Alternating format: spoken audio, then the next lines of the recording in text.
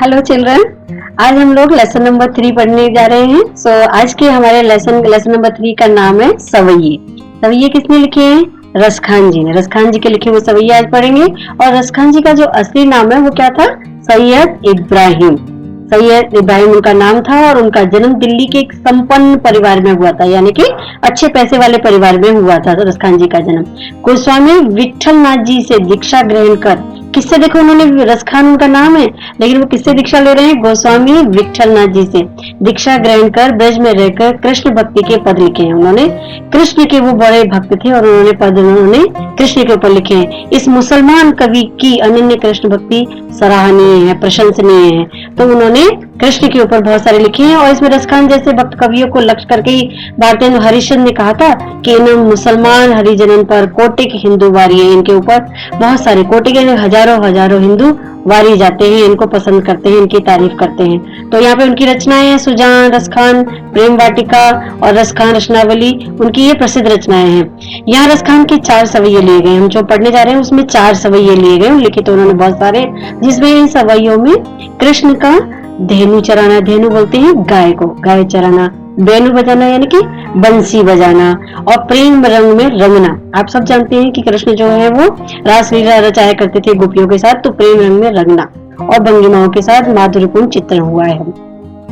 तो यहाँ पे हम लोग ये कृष्ण के सामीप्य के लिए कवि लकुटी लेकर ग्वालों संग फिरने की बात करते हैं। लकुटी बोलते हैं कि लाठी लेकर भी ग्वालों के साथ मिलने के लिए कि वो तैयार है रसखान जी।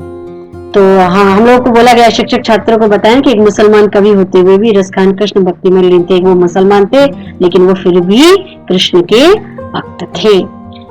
अभी ये जो उनका सवैया है फर्स्ट वाला वो देखिए। मानुष हो तो वही रसखान, बसो मिल को गोकुल गांव के ग्वारन, और जो पशु हो तो कहा बस मेरो, चरो नित्य नंद की धेनु मझारण। पाहन हो तो वही गिर को, जो धरियो कर छत्र पुरंदर कारण, और जो खग हो तो बसेरो करो मिल कालिंदी कूल कदम्ब की डारन। यहाँ पे रसखान जी वो हमें क्या बताना चाह रहे हैं, क्या कहना चाह रहे हैं कि अगर आप भगवान मुझे, कृष्ण भगवान मुझे जन्म दे, मनुष्य का, मनुष्य ने मनुष्य का जन्म अगर आपने मुझे दे दिया तो मैं कहाँ बसना चाहूंगा? बसो मतलब रहना चाहूंगा गोकुल गांव के ग्वालों के बीच में। ग्वालन मतलब ग्वाले, जो गाय को चराने के जाते हैं, और गोकुल में श्री कृष्ण रहते थे, आप सभी को मालूम है, ठीक है ना। तो जो पशु हो तो कहा बस मेरो, अगर आपने मुझे मनुष्य नहीं बना दिया, किसको मालूम है कि हम अगले जन्म में क्या बनने वाले हैं। और अगर भगवान ने हमें पशु बना दिया, मनुष्य नहीं बनाया, तो जो पशु हो तो कहा बस मेरो, चरो नित्य नंद की धेनु मझारण, धेनु मतलब गाय, नंद बाबा की नित्य रोज चरो मतलब चरने के जाऊंगा, मझारण मतलब बीच में। अगर मुझे आपने पशु बना दिया तो मैं नंद बाबा की गायों के बीच में चरने के लिए जाना पसंद करूंगा। और पाहन हो तो वही गिर को, अगर आपने मुझे मनुष्य नहीं बनाया, पशु भी नहीं बनाया, और आपने मुझे पत्थर बना दिया, तो पाहन हो तो वही गिरी को, गिरी मतलब पर्वत, पाहन हो तो वही गिरी को, पत्थर भी अगर बनूं तो उस पर्वत का, जो धर्यो कर छत्र पुरंदर कारण, जिसको पुरंदर बोलते इंद्र को। इंद्र एक बार गुस्सा हो गए थे, उन्होंने बहुत बारिश कर दी थी ब्रज में, तब श्री कृष्ण भगवान ने गोवर्धन पर्वत को अपनी एक उंगली पे धारण कर लिया था, इसलिए उनको गिरधारी भी बोलते हैं ना, गिरधर भी बोलते हैं। तो उन्होंने धारण कर लिया था और वहां के जो ब्रजवासी है उनकी रक्षा की थी। तो धर्यो मतलब उन्होंने धारण किया। तो श्री कृष्ण ने जो गोवर्धन पर्वत को उठाया था, उस पहाड़ का मैं पत्थर बनना पसंद करूंगा। और जो खग हो तो बसोरो करूं, अगर आपने मुझे मनुष्य भी नहीं बनाया, पशु भी नहीं बनाया, और पत्थर भी नहीं बनाया, और आपने मुझे खग यानी कि पक्षी बना दिया, तो जो खग हो तो बसेरो करो मिल कालिंदी कूल कदम्ब की डारन। उस कदम का पेड़ होता है, कालिंदी कुल्ली यानी कि यमुना का किनारा, तो मैं या तो यमुना के किनारे जो कदम का पेड़ है उसकी डाली के ऊपर बसेरा करना चाहूंगा, यानी कि रहना चाहूंगा। तो इतना आपको ये 4 लाइन समझ में आ गई होंगी अच्छे से कि अगर मुझे मनुष्य का जन्म मिले, रसखान श्री कृष्ण से भगवान से ये प्रार्थना कर रहे हैं कि यदि मुझे मनुष्य का जन्म मिले तो मैं गोकुल गांव के ग्वालों के बीच में रहना चाहूंगा, और जो अगर मुझे पशु बना दिया तो मैं उनकी नंद बाबा की गायों के बीच में चरना चाहूंगा। और अगर मनुष्य भी नहीं बनाया तो पत्थर बना दिया तो मैं उस पर्वत का पत्थर बनना चाहूंगा जिसको श्री कृष्ण ने अपनी उंगली पर इंद्र के कारण धारण किया था। और ये सब भी न बना के अगर मुझे खग यानी कि पक्षी बना दिया तो मैं कालिंदी के कुल यानी कि यमुना के किनारे कदम की डाली पे बसेरा करना पसंद करूंगा। या लकुटी अरु कामरिया पर राज तिहुपुर को तज डारो, आठव सिद्धि नवो निधि को सुख नंद की धीन चराए बिसारो, और रस खान कबोगिनी आखियन सो ब्रज के बन बाग तड़ाग निहारो, और कोटि कहूद कल धोत के धाम करील के कुंजन ऊपर वारो। रसखान जो है वो कह रहे हैं कि श्री कृष्ण ने अपनी सब चीजों को इस लकुटी यानी कि लाठी और कामरिया यानी कि जो उनके पास एक कंबल रहा करता था, जब वो गायों को चराने जाते थे तो उनके पास एक कंबल रहता था, उसके लिए उन्होंने सारा का सारा तज दिया, यानी कि एक लकुटी और एक कामरिया के लिए उन्होंने सब कुछ तीनों लोग का राजपाट सब तज दिया यानी कि छोड़ दिया। आठव सिद्धि नवोनिधि को सुख नंद की धीन चराए बिसारो, यहाँ तक कि उन्होंने आकाश पाताल और मृत्यु लोक तीनों लोकों का साम्राज्य भी छोड़ दिया। और रस खाने कबोग इन अखियन सो ब्रज के बन बाग तड़ाग निहारो, वो बोलते हैं कि मैं अपनी आंखों से ब्रज के बन, इन आंखों से ब्रज के बन बाग और तालाब, तालाब मतलब तालाबों को देखना चाहता हूँ, क्योंकि वहां क्या हुआ है, श्री कृष्ण जो गाय चराते हुए घूमा करते थे। कोटि कहूं कल धूत के धाम, कल धौत को बोलते हैं वो सोने के महल, सोने के महल जो है श्री कृष्ण भगवान ने सोने के महलों को भी छोड़ दिया, करील के कुंजन ऊपर वागा, उन्होंने करील के कुंजों की छाव में रहना पसंद किया। उन्हें 100 करोड़ की जो कोटि कहूं 100 करोड़ के बने हुए सोने के महल भी छोड़ दिए और वो वहां पे आके निवास करने लगे करील कुंजन की छाया में। एक बार फिर से आपको समझा देती हूँ कि श्री कृष्ण जिस लाठी और कामरिया पर छोटा सा कंबल को बोलते हैं लेकर गाय चराने जाया करते थे, यदि वे मुझे मिल जाए तो मैं आकाश और पाताल का तीनों लोक भी छोड़ सकता हूँ। तो यहाँ पे रसखान ने कहा है कि कभी मुझे मौका मिले तो मैं ब्रज के वन बाग और तालाबों को इन आंखों से देखना चाहता हूँ, जिसके लिए उन्होंने हजारों करोड़ सोने से बने हुए महल भी छोड़ दिए थे और उन्हें गलियों में आके वो बसे थे। फिर अगला है कि जा दिन ते वह नंद को छोरो, या वन धेनु चराए गयो है, और मोहिनी तान ने गोधन गाय के बेनु बजाए रिझाई गयो है, और ताई बगरी कछु टोना सोके रस खाने ही में समाई गयो है, और कोउ न काऊ की कानी करे सिगरो ब्रज वीर बिकाई गयो है। कितनी सुंदर लाइन है रसखानी जी ने यहाँ पे कही है। वे कहते हैं कि जिस दिन से वो नंद बाबा का लड़का मतलब जिस दिन से वह नंद का छोरा वो तो लड़का नंद बाबा का लड़का या बन यानी कि इस वन में धीनी मतलब गाय चरा के चला गया है, जिस दिन से वो नंद बाबा का लड़का इस वन में आके गाय चरा के चला गया है, उस दिन से क्या हुआ है यहाँ पे कि मोहिनी ताने ने गोधन गाय के बेनु बजाए रिझा, बेनु मतलब बांसुरी बजा के वो हमको रिझा के चला गया है। वो कह रहे हैं कि जिस दिन नंद बाबा का छोरा था श्री कृष्ण जंगल में अपनी गाय चरा के चला गया है और अपनी मुरली की मनमोहनी तान सुना के चला गया है, उसी समय से हम ब्रजवासियों के ऊपर ताही घरी कछु, उसी समय से हम ब्रजवासियों के ऊपर कुछ जादू टोना सा हो गया है।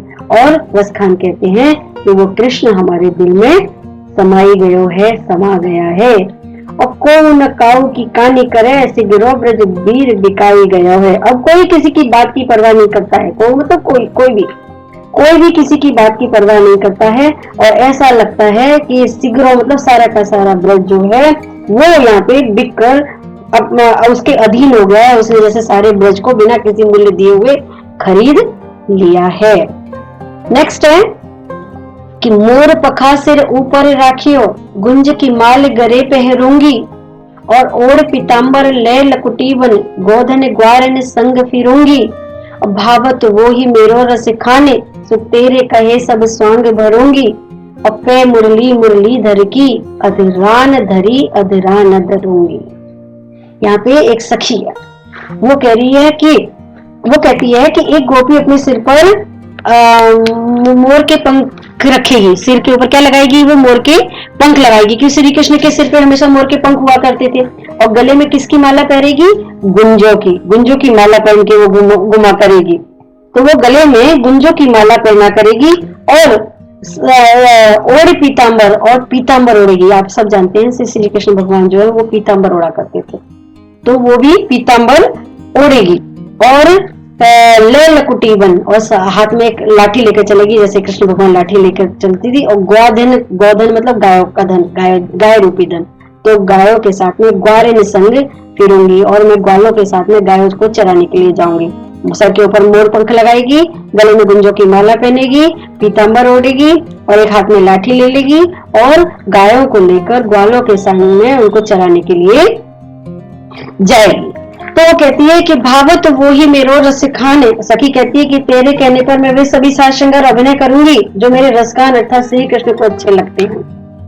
जो भाव, वो जो श्री कृष्ण को अच्छा लगता है वो सब मैं करूंगी। सो तेरे कहे सब स्वांग भरूंगी, और मैं सारे वो ड्रामे करूंगी, वो रास करूंगी जो श्री कृष्ण किया करते थे, मस्ती करूंगी, वो सब कुछ मैं करूंगी। तो वो कहती है कि पे मुरली मुरलीधर की अधरान धरी अधरान धरूंगी, लेकिन सब कुछ करूंगी, लेकिन मैं जो श्री कृष्ण की मुरली है, वो मुरलीधर की मुरली है, उसको मैं अपने अधरों पे कभी नहीं रखूंगी।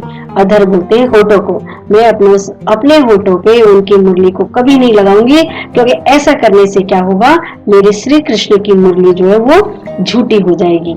तो मैं अपने भगवान को अपनी झूठी चीज नहीं दे सकती हूँ। मैं श्री कृष्ण की मुरली को अपने होठे से नहीं लगाऊंगी, क्योंकि इससे श्री कृष्ण को हम गोपियों से दूर हो जाएंगी अगर हम उनको झूठी मुरली दे देंगे। तो इस तरह से जो वहाँ की सखी है वो अपने मन में विचार कर रही है, ऐसा रसखान अपने सवैयों के द्वारा हमें बताना चाहते हैं। यहाँ पे मीनिंग दिए गए हैं आपके लेसन के एंड में।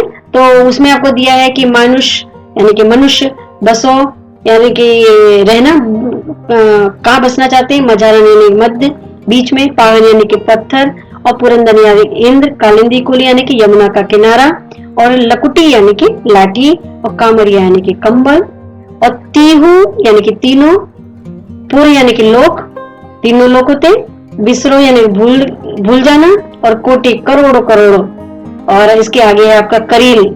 करील एक कटीला झाड़ी होती है, उसको बोलते हैं करील का वृक्ष। और कल धौत के धाम का मतलब है सोने के राजमहल।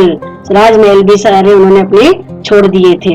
तो यहाँ पे पूछा गया है कि यमुना किनारे कदम की डाल पर रसखान किस रूप में बसना चाहते हैं। कदम की डाल पर, कदम का पेड़ है, तो किसके ऊपर बसना चाहते हैं, पक्षी, पक्षी के रूप में बसना चाहते हैं। 8 सिद्धि और 9 निधियों का सुख प्राप्त होता है कहाँ रहने पर, नंद की धेनु चराने में। कल धौत की धाम का क्या अर्थ है, सोने का राजमहल। गोपी गले में किसकी माला पहनेगी, गुंजे की माला पहनेगी। मनुष्य के रूप में रसखान कहाँ बसना चाहते हैं, मनुष्य के रूप में रसखान जो है गोकुल में बसना चाहते हैं, ग्वालों के बीच में। पशु के रूप में कवि कहाँ निवास करना चाहता है, नंद बाबा की गायों के बीच में। रसखान किस पर्वत का पत्थर बनना चाहते हैं, किस पर्वत का, गोवर्धन पर्वत का। तो पशु योनि में जन्म मिलने पर कवि क्या करना चाहते हैं, पशु यो बन गए, तो उनकी वो नंद बाबा की गाय बनना चाहते हैं, और वो उनकी गायों के बीच में चलना चाहते हैं। ठीक है, तो ये छोटे छोटे क्वेश्चन आपको इस तरह से समझ में आ गए होंगे, और लेसन के आधार पर जैसे मैंने आपको लेसन समझाया, ये बाकी क्वेश्चंस के आंसर्स भी आप लिख सकते हो। ठीक है, ओके, समझ में आ गया ना आपको लेसन। ओके बेटा, थैंक यू।